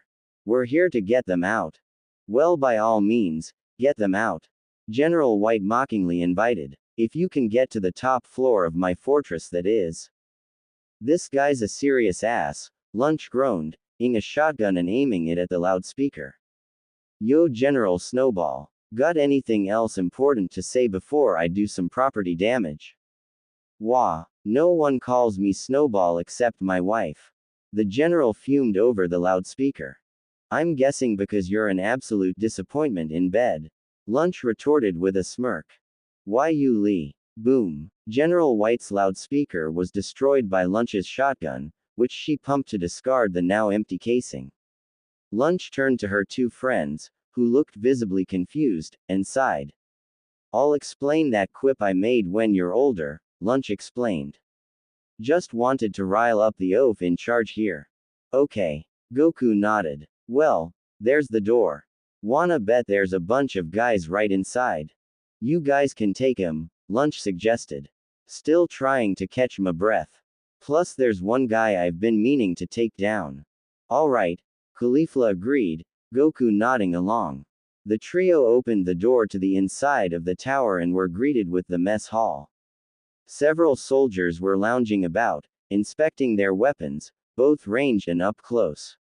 They looked dangerous to the average person, but the trio that walked in was beyond average. All the soldiers looked up to see the intruders enter their base. Well, a bulky man with a knife stood up. If it isn't the sneezing maverick. Here to kiss and make up with the boss. Piss off, you overgrown beer keg, Lunch spat. Couldn't stand working with you guys 3 years ago. You worked with the Red Ribbon Army before. Goku and Caulifla gasped at their friend. Like I said, got fed up with these idiots, Lunch reiterated. Hey boss. A tall man with denim jeans called up to the ceiling. You don't mind if we dust these runts, do ya? Don't let me stop you. General White laughed over a different loudspeaker. Just clean up the mess after you're done. Lunch looked to her smaller friends, who took their own stances. You guys ready? Ha, that's rich. Another man with a submachine gun jeered. Letting these two pipsqueaks do the fighting for her. You trying to be cute? Bitch. Lunch smirked. I'm adorable. Immediately Goku and Caulifla vanished from sight, causing the mess hall soldiers to look around confused. Goku reappeared in front of the knife-wielding soldier and batted the weapon out of the man's hand before kicking him into the wall, knocking him out cold. Caulifla reappeared in front of the man with the submachine gun and stood in place. The man grinned and opened fire, but Caulifla's frame began to warp and blur. The gunner was befuddled as Caulifla smirked before vanishing again, only to reappear and launch a small ki into the man's back, sending him on top of the guy Goku knocked out earlier. The rest of the soldiers were dispatched with ease while Lunch walked over to the kitchen to grab a slice of pizza and a beer. Much to her disdain, the pizza was that cheap brand that's commonly sold at convenience stores, and the beer was weak. Walking out of the kitchen, Goku and Caulifla sat atop a pile of unconscious soldiers, looking just as spry as when they began. They had taken off their coats, now that they were in an insulated space, and tucked them away in a storage capsule they had on hand. So, how's the food here? Goku asked, noticing the pizza slice in Lunch's hand. Cheap and lacking substance, Lunch answered before turning to the loudspeaker General White's voice came from. Just like the overweight muffin top chilling in his cozy little office. You think Lunch and this General White guy know each other? Caulifla whispered to her friend. Dunno. Goku shrugged. Muscle Tower, Command Center. General White sat in his chair, inhaling through his nose and exhaling through his mouth. Stood behind him was a ninja clad in a purple GI and a katana over his back. That Maverick's trying to piss me off. But I can keep calm. A Zanzokan, the purple-clad ninja noted after seeing the security footage. Definitely an advanced martial arts technique. These aren't your run-of-the-mill kids, that's for sure. Interesting, General White smirked while holding his chin. What are the odds of them getting to the top? Impossible, sir, the ninja answered. They'd have to contend with Full Metal Jacket on the 3rd floor, and even if they get past him, there's still me. Damn shame, General White grinned as he cracked his neck and knuckles. I was kinda hoping for a workout. Did Lunch's words get to you that badly, sir? The ninja asked with sincerity. Shut up. The sweater-wearing general snapped angrily. He flipped a switch next to his microphone and brought it to his face. Full Metal Jacket. Just a heads up, you got company coming your way. Should be a cinch for you to clean up. The trio made their way up the stairwell expecting some resistance along the way, but there was no one around. Maybe there weren't as many guys as you thought. Goku guessed. Maybe that big guy you mentioned made it seem like there was more. Maybe. Lunch shrugged, having her shotgun primed. 1000 Zenny says Mr. Bullet Sponge waiting for us on the next floor. Welcome to the 3rd floor, a disturbingly mundane voice called out from the top of the stairwell. The trio looked over to see a giant heavily built man sitting in a relatively massive chair. The man was wearing purple jeans along with combat boots and gloves, and a sleeveless denim vest covered in pockets and pouches. The man's hair was unkempt and frizzy, and his face by default was morphed into a permanent frown, sunglasses fixed to his face to complete the look. I am Full Metal Jacket, FMJ for short. The stairwell to the next floor is over to my left, but you will have to get through me first in order to proceed. This the guy you said took a bunch of heavy-duty bullets without flinching? Caulifla asked while looking at the giant stand up. The very same, Lunch confirmed, smirking. Let me deal with this one. It's personal. Good luck. Goku cheered as he and Caulifla took a seat on a nearby bench. It is ill-advised to face me alone, traitor, FMJ stated, seeing the blonde approach him. Right back at ya, Lunch retorted, taking a basic stance. I could have taken you down if you didn't have a bunch of gnats buzzing around ya. Now let's dance. Immediately FMJ drove a massive fist to the ground in an effort to crush Lunch where she stood, but nimbly jumped out of the way before the impact. She kicked off the floor to change the direction of her momentum and launched a flying kick to the giant man's face which hit home. Whoa! The two spectators gasped as they saw Lunch's newfound strength. It will take more than that to bring me down, FMJ said, his voice monotone as ever, unfazed by Lunch's kick. I will crush you.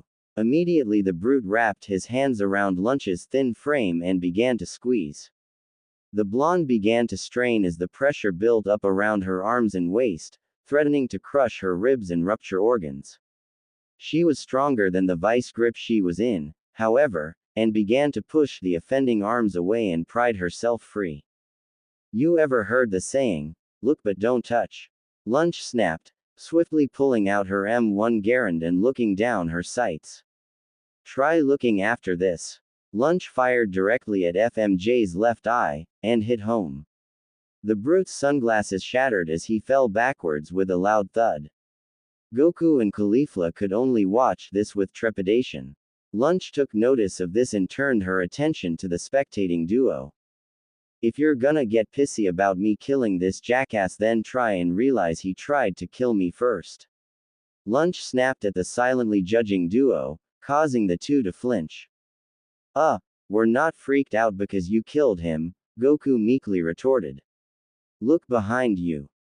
Lunch turned around to see FMJ slowly standing up, almost unfazed by the gunshot wounds to his eye. His glasses were gone, but now a large portion of his face was torn off, revealing a partial metallic skull and a beady red mechanical eye. Lunch immediately frowned and rolled her eyes. Oh, you gotta be foo. The blonde was cut off by a gigantic left hook hitting her across the face, knocking her against one of the walls of the chamber. She slumped down but quickly stood back up and saw the giant metal man approach her. Okay, so this guy's a robot. That explains why he's taking bullets like they're nothing, Lunch groaned.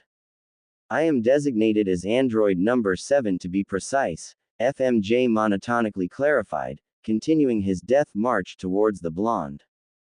Hasta la vista, baby, FMJ said as he opened his mouth and a large missile fired from his gullet. The explosion created a large cloud of smoke, but Goku and Caulifla, watching from the sidelines, knew what was happening. When the dust cleared, Lunch was nowhere to be seen, and a large hole exposed the room to the elements, not enough so to counter the ventilation heating supplied to the room however. Looking around with his one normal eye and one red mechanical eye, FMJ held up a bland victory sign before turning to the two spectating children.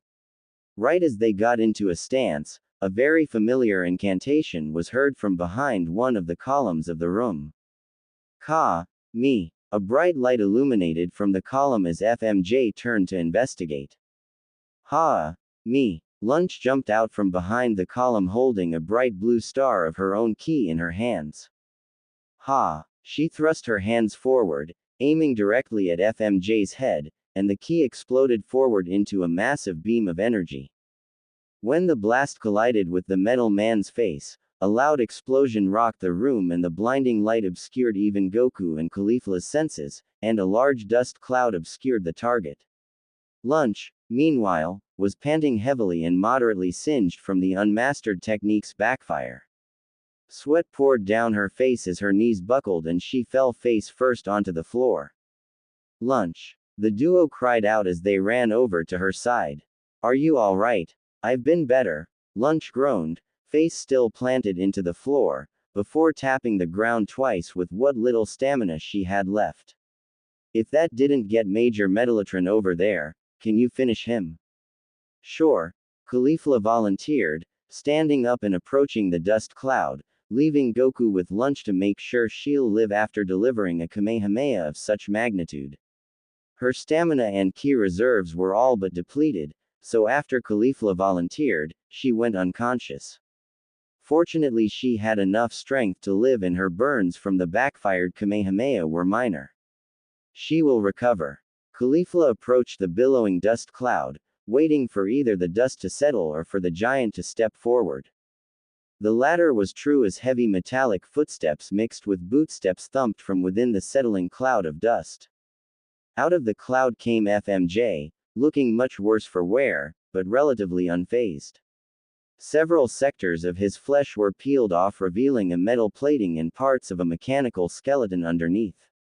The flesh that was once on his face was now non-existent, leaving a ash-covered metal skull with red glowing eyes staring back at its new target. Caulifla took a stance, ready to fight this metal monster, while FMJ reared his fist back to deliver a punch to crush the new opponent. But it never came. Huh, Caulifla muttered, looking visibly confused as her stance relaxed. FMJ's eyes had ceased to glow and the hum of an unknown engine revved down. This engine was within FMJ and he was now motionless. Did he run out of batteries or something? Guess it's not just the food that's cheap and lacking substance, Goku jeered with a grin, now holding the unconscious Lunch over her shoulder. Kinda wish Lunch was awake to hear that one. Safe to say she won that fight. Sure. Caulifla nodded with a smile. I didn't do anything to this guy, so she gets the victory. You think she missed the memo about the Kamehameha's stamina toll? Probably. Or she wanted to end the fight sooner rather than later and took the risk. We can ask her when she wakes up. Meanwhile, we got a tower to climb. What in Sam hell was that?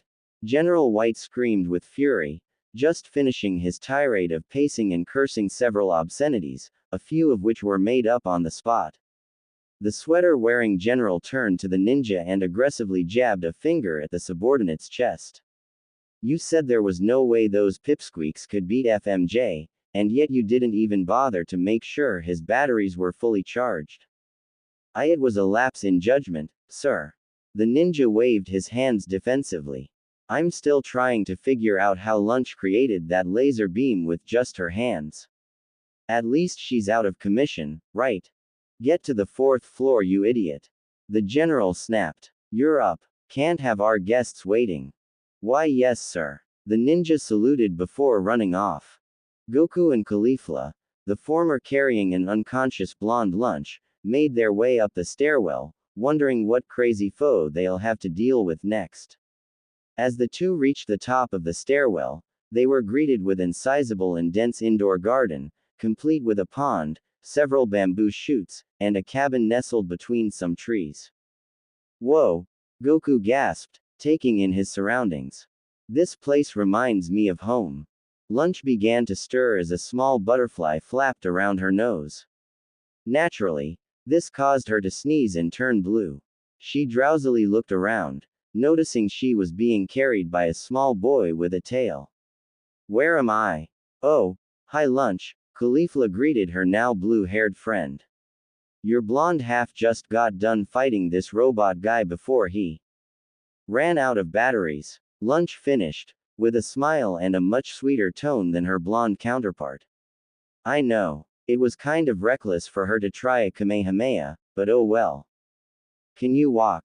Goku asked as he gently put Lunch down on her feet. I'll be fine, Lunch waved off. But I won't be fighting for a little while. I'm exhausted. So, you won't be needing these feathers then? Goku asked, holding the feather Lunch gave him earlier. No, that's fine, Lunch confirmed. I'd hate to ask this of you guys, but could you?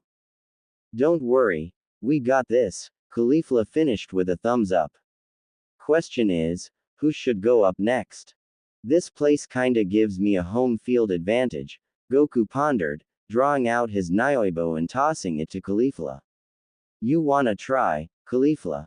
Sure, Caulifla agreed, catching the red staff with ease and then looking at it with a puzzled expression. How do you work this thing? Just tell it to extend or retract when you need it to and it'll do it, Goku answered. It also knows how far you want it to go. You just gotta say the words. Cool, Caulifla grinned, spinning the polearm in one hand and catching it with the other. Caulifla's demo of the Nioibo was cut short when several kunai whistled by, prompting her to jump out of the way, and Goku taking Lunch with her to avoid more harm. Ha ha ha ha ha. A sinister laugh called out from the indoor forest. Welcome to the 4th floor of Muscle Tower. Unfortunately, your progress stops here. Heard that from the last guy, Caulifla retorted. You must be the sneaky sort if you're throwing knives from afar. And that's the most you'll ever see of me. The voice called out. Suddenly, 3 shuriken flew from the opposite direction aiming to skewer Caulifla, but she was quick to dodge the offending blades with ease. Your tactics of evasion won't save you forever, if you can't even find me. Caulifla picked up a small rock that was nearby and threw it into the forest. Ouch! The voice screamed as a man clad in a dark purple gi fell from the tree canopy, clutching his face. I think you broke my I mean lucky shot. Lucky? Caulifla questioned, tilting her head to the side. You wouldn't shut up, so finding you was easy. Liar! The ninja shouted. There's no way in hell you could have spotted me, even if you had excellent smell. Want me to prove you wrong? The girl offered with a smirk. All right then. The ninja grinned, taking out a smoke bomb and throwing it down at Caulifla's feet. A cloud of smoke quickly enveloped Caulifla, obscuring her vision and sense of smell, but her hearing was unhindered. When the smoke cleared, the ninja was nowhere to be seen. Can you find me now? You just gave yourself away, Caulifla deadpanned. No, I didn't. The ninja shouted back, hiding behind a large tree with a painted cloak over him to try and blend in. What came next was nothing short of shocking as the tree began to crack in two and fall over, leaving the man's back exposed. He turned around only to see a smug Caulifla dusting her hands off. The ninja jumped with surprise and a pathetic yelp, and tossed his cloak disguise up in the air. You sure about that? Caulifla grinned, savoring the opportunity to show up this bumbling idiot. Okay. You've got good hearing, I'll give you that, the ninja complimented to save face. But with this next move you'll never find me. Close your eyes and count to 30. Caulifla smacked her face with her palm. That's your technique. Hide and seek. Caulifla groaned. What are you? 5. I could ask the same about you. The ninja retorted angrily. I'm 12, Caulifla said flatly, removing her hand from her face with a sigh. Tell you what, we'll play along and we'll have lunch point you out. Her senses aren't as strong as mine or Goku's, so you'll at least have an edge. I should be able to do that, Lunch agreed with a nod. In your dreams. The purple-clad ninja chuckled maniacally. All right, no peeking. The trio all closed their eyes, with Caulifla counting to keep time. By the time she finished counting, all three opened their eyes, and sure enough, the ninja was out of sight. Lunch began to look around for any signs of the ninja. Walking over to the small pond, she noticed a faint whistling noise coming from the pond. Upon further inspection, there was a singular bamboo reed stuck out of the pond and air was flowing in and out of it. Hey guys, I think I found him. The blue-haired woman called out. For a ninja, he's really easy to find, Goku commented as he walked over to the pond. Hey Goku, is there a kettle in that cabin? Caulifla asked. Yep. The boy nodded. You looking to make tea? In a way, Caulifla answered with a smirk. 2 minutes passed before Caulifla came out of the cabin with a piping hot tea kettle in her hand, held by the handle so as to not burn herself, and poured it down the strange bamboo tube. Immediately the man jumped out of the water, screaming as he spat out the hot water that was poured down the bamboo reed. Sergeant Major Purple, General White shouted over the loudspeaker. Stop making yourself look like an absolute dumbass and finish these twerps off. Of course, General. The ninja, now known as Sergeant Major Purple, nodded.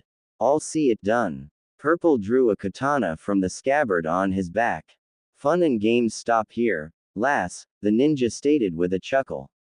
Prepare to die.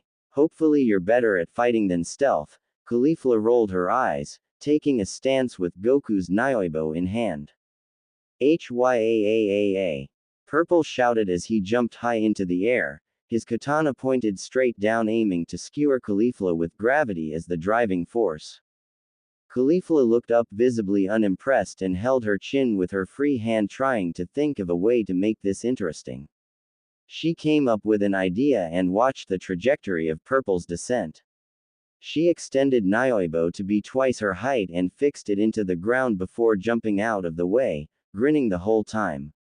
What happened next was nothing short of bizarre and amusing. Arg. Goku and Lunch watched this development from the sidelines. The former doubled over with laughter, while the latter couldn't help but stifle a chuckle. Purple was on his hands and feet, screaming absurdly as Nyoibo was now stuck in his lower backside. Caulifla offered to help, placing her foot on the man's hindquarters and pulled the Nyoibo out, causing Purple to yelp with surprise and pain. I know Blonde will think of several jokes for this, Lunch commented, still stifling her giggles. And here I thought Caulifla and I were the only ones with tails. Goku commented, still on his back from laughing. Definitely gonna give this a wash after we're done, Caulifla grinned, holding Nyoibo to her side. You wanna keep going, or has that last maneuver changed the mighty Purple shinobi's mind? How dare you humiliate me like this? Purple seethed with maddening fury while clenching his hindquarters. Tonight I will dine on monkey soup. I think Blonde heard that quote from somewhere, Lunch muttered while holding her chin. Question is, where? Purple grabbed his katana and proceeded to make slices at Caulifla, only for each slice to be blocked and parried by the girl's borrowed Nyoibo. Eventually Caulifla turned to the offensive, pushing Purple back by several steps, almost stumbling with some of them, until she brought down the pole to cut Purple's katana clean off its handle. Ah! The Sasanishiki. Purple shrieked in disbelief. That was a legendary blade. Legendary blade carried by a legendary moron, Caulifla added. Guess Goku's Nyoibo beats your butter knife in terms of legendary status. You done yet? Alright, I'll confess that you are pretty good, Purple commented, holding his hand behind his back. But how good are you bare-handed? I'd like to believe I'm quite adept, Caulifla spoke, trying not too hard to boast while tossing the Nyoibo back to Goku. But it's not gonna be a true martial arts test if you're holding some trick behind your back. Caulifla's form warped for a split second until she raised her hand to reveal a crescent blade in her hand. How did you? Purple stammered, as he brought his hand forward to see nothing was there. How did you get my secret boomerang shuriken?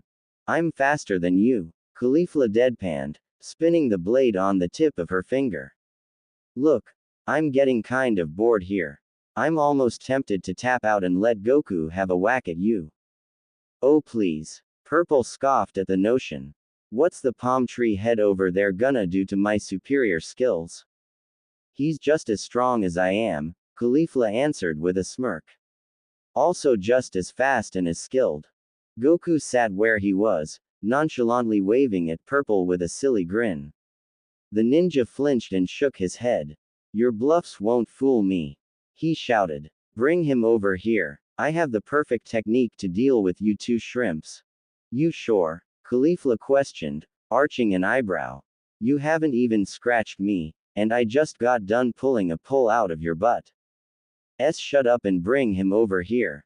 Purple snapped, earning a shrug from Caulifla and Goku. Guess I'm up now, Goku muttered. So, what's this technique of yours, Purple? Glad you asked, Purple boasted, pointing his index fingers out from his fists, his left gripped by his right hand. Behold, the legendary ninja split. Immediately 4 more instances of Purple emerged from behind the original and began to encircle the two. So, which one is the real me, one of the clones asked as they all smugly grinned at their surrounded targets. Definitely not a Zanzokan, Goku noted, seeing each clone appear as solid as the original. Cool move. Now to find out which one is real. Let's pick a couple and find out, Caulifla suggested, her back against his. Should we hold off on using the Kamehameha? Sounds good, Goku agreed.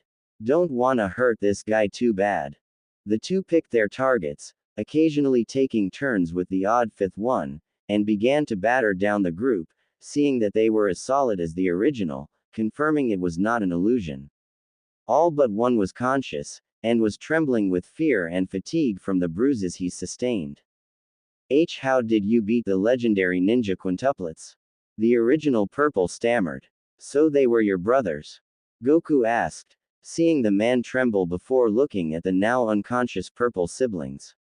What are their names? Grape, Violet, Lavender. I think 2 of those names would be good for girls, Caulifla commented, folding her arms. Regardless, what you got for us now? Gah! Purple shouted as he began to run for the stairwell. Goku and Caulifla were quick to pursue, while Lunch decided to stay behind and enjoy the garden while she recovered. You runts leave me no choice but to break out the red ribbon's secret weapon. Purple laughed maniacally as he approached a large cage containing a large man with stitched scars on his face. His head was flat on top and he wore a basic black suit. Goku and Caulifla skidded to a halt when they saw the man inside the cage.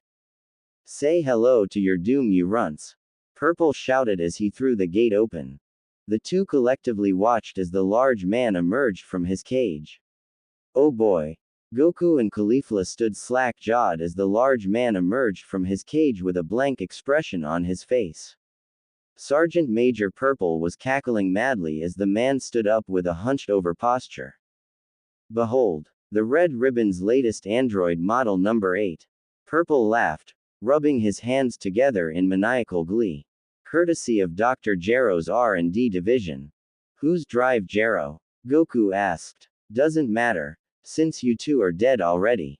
Purple shouted, a crazed look in his eyes. Go kill them, number 8. Purple grinned as he pointed his hand towards the two children, who were still taking in the appearance of this android, resembling a monster from an old movie. The android stood still, not moving an inch before he spoke.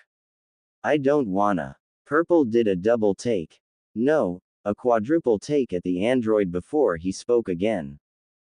That's really funny. Number 8. I almost thought you said you didn't want to. Purple nervously chuckled before getting stern and angry again. Now go kill those brats, that's an order. It's bad to kill. I don't like bad, Android 8 said flatly. You did bad things. You locked up the mayor and other people and made them sad. Goku and Caulifla could only watch this development with surprise and confusion.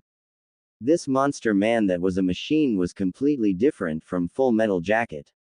He didn't want to cause harm or serve the Red Ribbon Army. Despite this, they kept their guard up in case Purple would try something, and currently he was shouting angrily like a petulant child.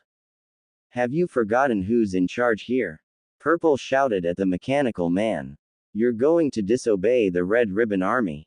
The same group responsible for creating you. I'm sorry, but you're bad, Android 8 responded flatly. Oh ho ho ho ho okay. Purple chuckled, his expression more deranged than before.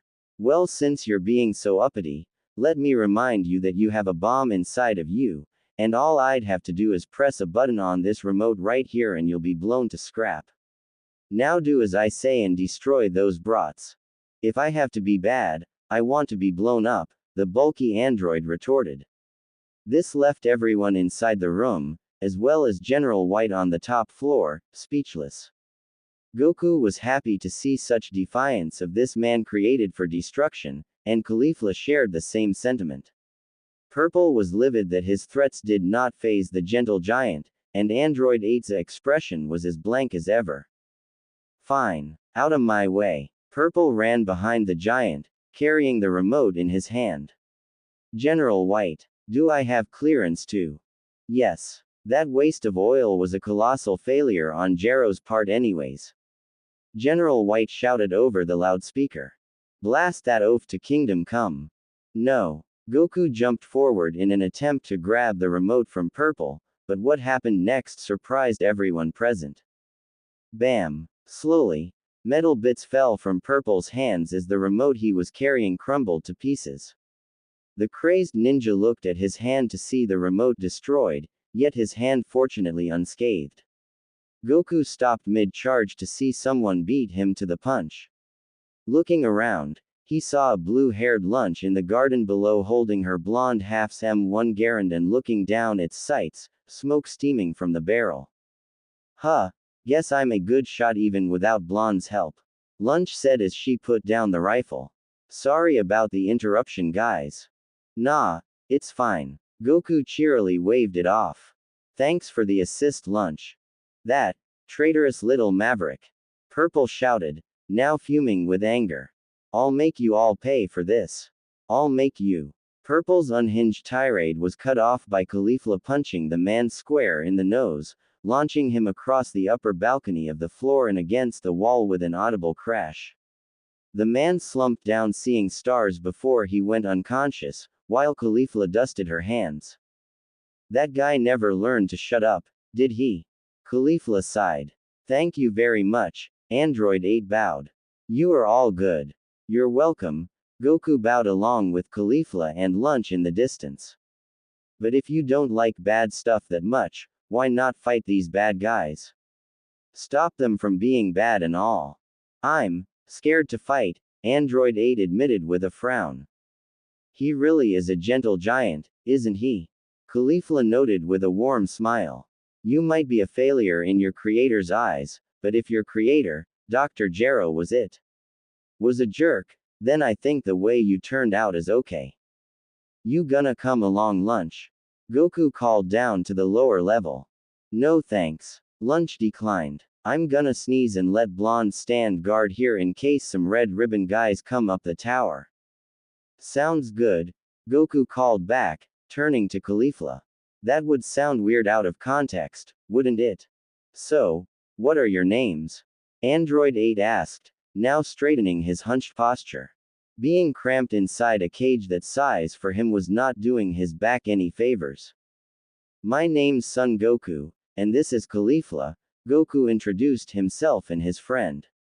If you'll excuse us, we gotta find the mayor and others of Jingle Village. My name is Android number 8, the android introduced himself. I can guide you to the top floor. You saved me, so I'll help you. It's tough to navigate the floors up above. Okay. Goku shrugged as they collectively climbed the stairwell upwards. Upon reaching the top of the stairwell, they were presented with a myriad of bland corridors, many leading to dead ends, others leading into circles. It was, for all intents and purposes, a maze. Follow me, Android 8 instructed. It's bad to get lost here. No kidding, Caulifla muttered as they trekked through the maze. Could get lost for days in this place. Hey Ader, Goku asked. I'm just curious, but what do you know about your creator? Ader. Android 8 looked back confused. Oh sorry. Android 8 is a bit of a mouthful, so I figured, Ader, would be a nice nickname. Android 8 stood in silence for a few seconds, but broke into a warm smile. I like that name, Ader responded. To answer your question, Dr. Gero was a mean man who made mean machines for the Red Ribbon Army. His wife and son don't seem as mean, but I've only seen them in the distance when I was brought online for testing. Do you know if they like working for the Red Ribbon Army? Caulifla asked, now curious as well. They didn't look happy, Ader answered. They looked sad while Dr. Gero looked mean and said mean things. So, mad scientist with an unwilling wife and son caught in the mix, Caulifla mused, rubbing her chin. Do you know what they look like? Dr. Gero is an old man with long white hair and a big mustache, Android 8 answered, holding his index finger over his lip to exemplify his point. His wife is a younger woman with long curly red hair, and their son is a tall muscly man with a red mohawk. Caulifla, why are you asking these questions? Goku asked his friend. Remember how Suno said these guys kidnapped the townsfolk to help look for the Dragon Ball around here? Caulifla elaborated. Maybe not all these Red Ribbon guys are working willingly. Some were just pulled into this because of one reason or another. I think I see what you're getting at, Goku nodded, now rubbing his chin. Not everyone in this group are bad guys. The guys we took out at least were total jerks. The Red Ribbon Army likes to recruit bad people, Ader added, hearing the conversation. They only capture good people if they don't have enough bad people. Sometimes good people are family with bad people like with Dr. Gero. Well, from the sounds of it, the bad guys still outnumber the good guys in their ranks, Goku said. We'll have to be careful if we run into these guys more. Agreed, Caulifla nodded. I'd hate to knock someone's teeth out only to learn they didn't deserve it one bit. I'm glad you're doing more good when fighting bad, Ader chimed in with a smile before gesturing to the corridor in front of them. Here's the stairwell to the top. The mayor and captured villagers are up there. Along with the boss of this whole operation, Caulifla added, palming a fist to crack her knuckles. Android number 8 was in that cage for a reason. An old man on a sloped screen shouted, his mustache flaring with his breath. He was due for processing before being deemed ready for combat. I get that, but you can thank the periwinkle dumbass for resorting to him. General White snapped back. Those runts were dismantling our established defenses left, right, and center. How the hell were we supposed to know number 8 needed a firmware update? It was labeled on the side of the cage. The man shouted and sighed. No matter. I will mark number 8 as a failure and move on. I have plans for the next designs. You're still gonna try the whole cool punk twins thing, ain't ya? General White deadpanned, earning an annoyed look from the man on screen. Silence. The TV man snapped. That is not your concern. You, however, will have to make do with what you have. I have nothing left in terms of defenses, Doc. The general snapped, hands outstretched to emphasize his point. Are there any functions to this tower you left out in the design brief? Your floor has a trap door to the one below, where your men captured that creature. Quote. Oh right. General White snapped, now happy. Alright, I'll call back when this is resolved. You better, the old man on the screen sneered. Our forces are spread thin enough as it is, and I cannot risk sending more models prematurely lest they be failures. The general flipped a switch on his console and the screen faded to black. The man leaned against the terminal with a smug grin on his face, placing his hand right where he needed it for this one moment, looking at the door. Sure enough, the door flew open as the monkey boy kicked it in with ease. Where's the Jingle Village people? Goku demanded, drawing out his Nyoibo. We're here to get him out. Congrats on making it all the way to the top, General White applauded with condescension. Not everyone can scale this fortress the way you jokers and the renegade bucket of bolts did there. General White, stop being bad, Ader pleaded. Oh, so the traitor finally decides to speak up. The general smirked. Well, I'm sorry to see you all in such high spirits, but I kinda have to. General White pushed the button causing the floor underneath the intruding trio to open underneath them. The sweater-wearing man smirked with a chuckle. Quote. Bring him down a bit. The trio fell into a large room below. Goku and Caulifla were quick to right themselves and land neatly. This neatness was interrupted when Ader landed right on top of them. Panicking, the android got up off the two children. Are you two okay? Ader cried out. Yeah, we're fine, Caulifla groaned as she and Goku got up. We've had heavier things land on us. Where are we? Goku inquired, looking at the empty brick room, only windows and the trap door above being the only distinctions. You guys are in the super secret 5th floor. General White boasted from above. If you lot want to